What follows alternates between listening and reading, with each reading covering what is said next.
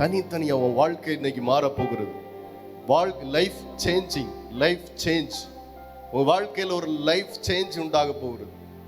பல பிரச்சனை மனுஷனுக்கு வந்துகிட்டே இருக்கு. இந்த உலகத்துல மனுஷனுக்கு போராட்டம் வந்துகிட்டே இருக்கு, நிக்கவே இல்லை. எந்த மனுஷனுக்காக போராட்டம் இல்லைன்னு கேளுங்க. இந்த சின்ன பிள்ளைகிட்ட கேட்டா அவன் ஒரு சின்ன பிரச்சனையை உடனே சொல்லுவான். சின்ன பிரச்சனை, ஒவ்வொருத்தருக்கும் ஒரு பிரச்சனை இருக்கும்.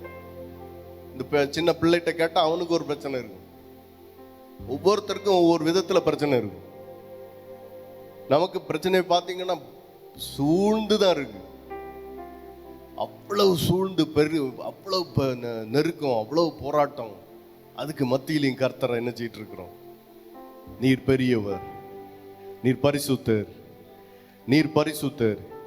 உனக்கு ஒண்ணு இல்லாம இருந்துட்டு இருக்கும், பைசா இல்லாம இருக்கும், பணம் இல்லாம இருக்கும், வியாதியில இருந்திருப்ப. ஏன் எனக்கு இந்த வியாதி வந்துச்சுன்னு நினைச்சிருப்ப. ஆனாலும் அந்த அந்த அந்த பிரசன்னத்தில், அந்தந்த சூழ்நிலையில உன்னை கர்த்தர் கொண்டு போய்கிட்டே இருப்பார்.